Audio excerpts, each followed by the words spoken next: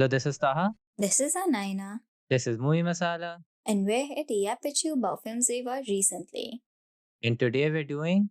Long story short, this new TV show on Netflix. It was a different time. Drugs were fun then, but now they're bad. Maybe it's time for the kids to go. Oh, I've seen way worse on the internet. You've been on the internet for 15 minutes. Don't be such a cock, Mom. Okay, Whoa. that's it. No, I can't go back. I've been red pilled.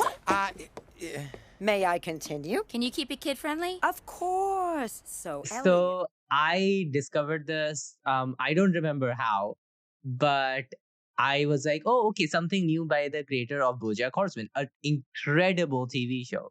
Like Yeah. a TV show that I can't go back and rewatch because it will take so much emotional strength for me. So I just watched like a 40-minute recap of the entire show, and that satiates me. Fair. It's also quite a long TV show. So this is like a really nice, I feel like short, like long story short, is like a really nice, quick way to get all the feels and laughs and animation and like giggles from BoJack Horseman in a different storyline, obviously, but with the same vibe I'm feeling. Yeah, I 100% think it has so much of the same energy that BoJack Horseman has, right? How I have described the show to everyone is, so you've watched Modern Family, right? Because most people have. Imagine if Modern Family was about a family which was very Jewish, right? Like the Jewish themes this show has is very front and center. It's about a Jewish modern family, and it's told non-chronologically over the span of 30 years. So one episode is in 2022, the next is in 2000, the next is in 1990, and you just roll with it. But also, like, a few episodes have like 3 different years in it as well. You jump from like in the pilot itself, you go from 1991 to 2005 or 2014 and then to 2022. So like, Yeah. I really appreciate the time jump because in general, I appreciate time jumps and like non-linear storytelling because it's so much more interesting that way. But what makes this one good is it always makes sense.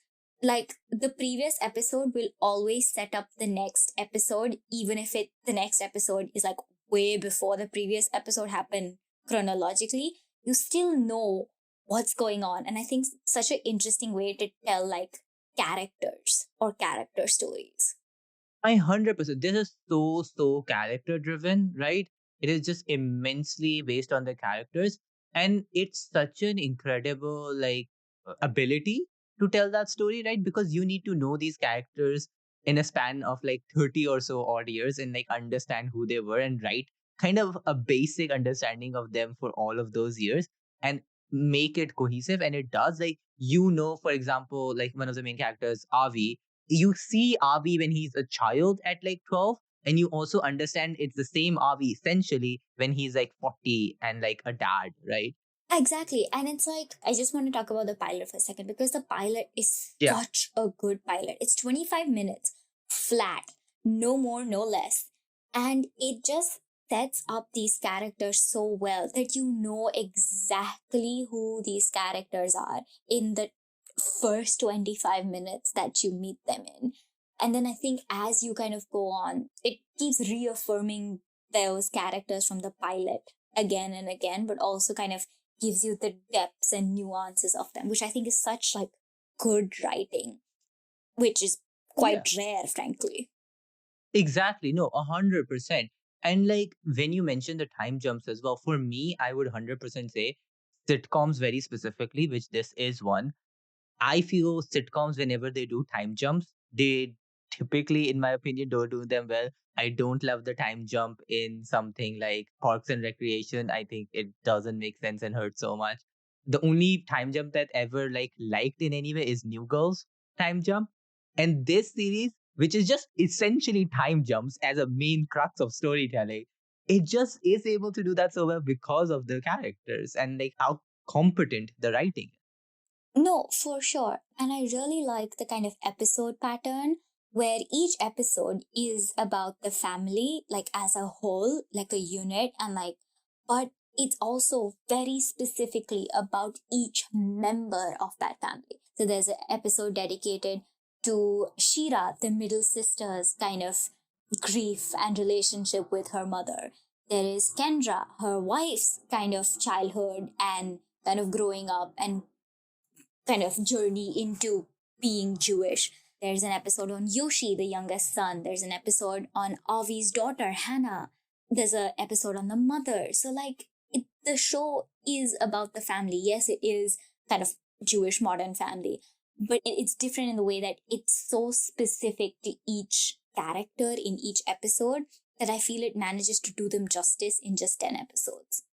100%. And with that, I also just want to highlight some of the cast here. So you have Ben Feldman, who's Avi Schuper. People might know him from Superstore, which he is in. Then you have Jen Schuper, voiced by Angelique Cabral. Then you have Shira, Abby Jacobson, Kendra, who I also really, really love, voiced by Nicole Byer. Max Grenfield, who voices Yoshi Schuper. And the whole time, I'm like, who does he sound like? Who does he sound like? And I'm like, it's Schmidt. Oh yeah, it's Schmidt from New Girl. Yeah, exactly. I'm like, that's why he sounds so familiar to me.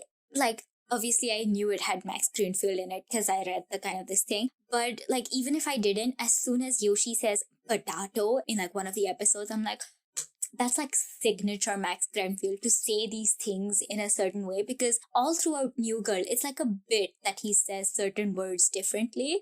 And Yeah. I think Max Greenfield is all for the bit. And I think Yoshi, like, he doesn't have a lot of kind of moments where he speaks in like a lot of the episodes. But whatever he does say, I feel like Max Greenfield put his heart and soul into Yoshi.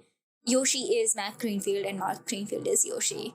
I mean, all of the other cast does a fantastic job. I just think like this is like some of the best work Max Greenfield has done. Fair enough.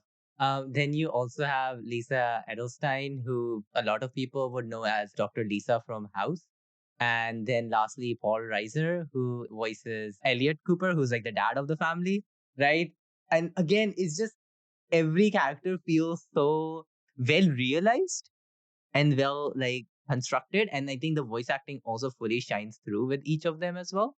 Aside from like that, I also like want to talk about like the animation itself as well. I wouldn't say the show has a very minimal necessarily animation, but I would definitely say that it's trying to use focus very wisely, right? Not every shot is like incredibly background animated and stuff like detail oriented, but it's made in a way where, again, if you've seen BoJack Horseman, you can kind of see that thing of like the animation is used in a way to very much focus on the characters. The background elements is limited, but it becomes so quickly you get used to it. It's like watching colored in line drawings walk and talk. Yeah, yeah. Which I think serves the characters and the story really well. Yeah, I feel also in the same way, every character has a color more strongly associated with them as well. And like a silhouette very much. It's very basic tenets of animation, just used very wisely. I would 100% say it in that way. For sure. And I would even go as far as to say, like, I prefer this animation style to the kind of Disney-fied animation style you see that's like really prevalent and prominent right now. Because this it is focused on what like films and TV shows should be focused on, which is the storytelling. And the art is not kind of meant to be separate from the storytelling, but the art is a part of that storytelling, which I really, really appreciate. Yeah, and I think it ties that together with every episode at the end has like made by humans tagged to it, which is kind of like a fuck you to AI, which I also like really appreciate, specifically in animation. We've talked about this before. A lot of human effort that is steeped into literally every single line that's drawn. For sure, yeah. And again, mentioning the characters having their own like colors and silhouettes as well. I think the family itself is such a core unit of this film, right?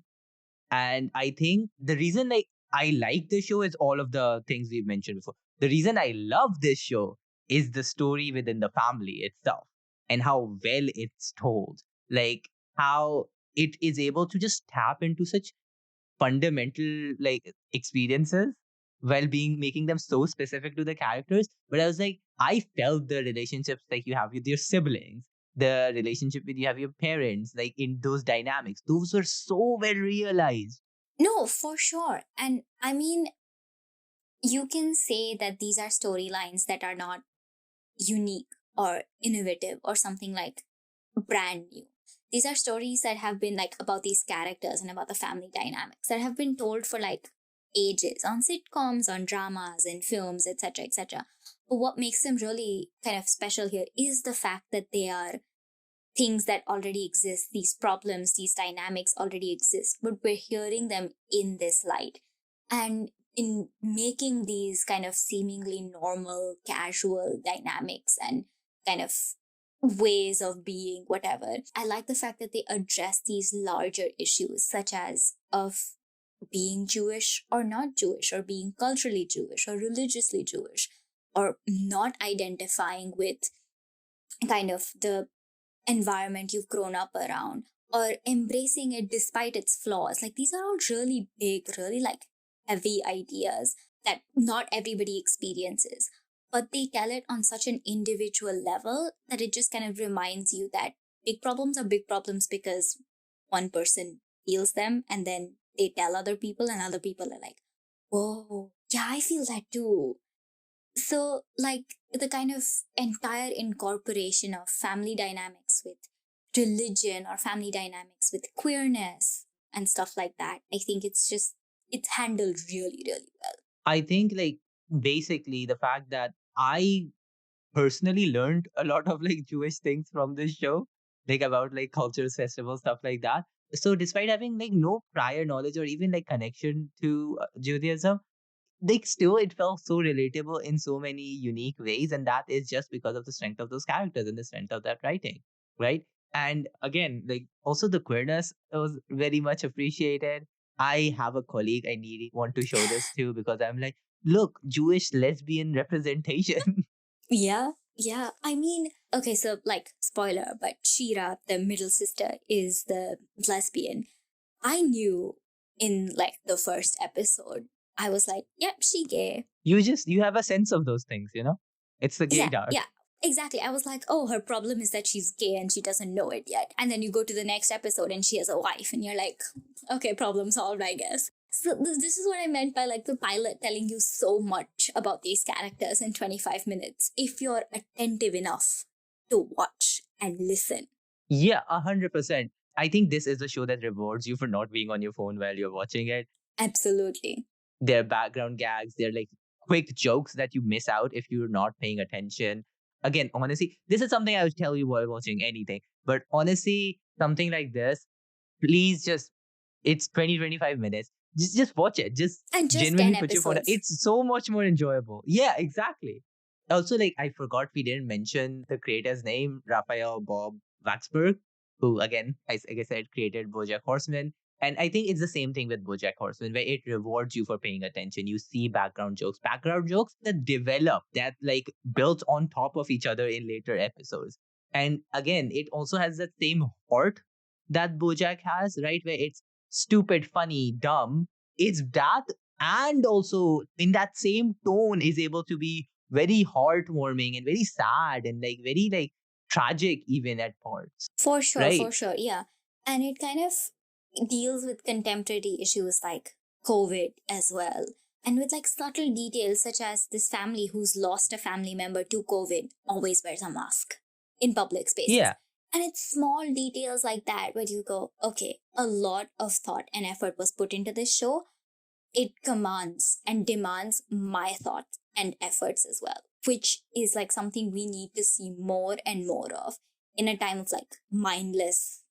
Like, I appreciate the good mindless kind of switch off your brain watch, but I would also like to see a lot more of kind of, I truly believe and feel strongly about these things, so you should as well.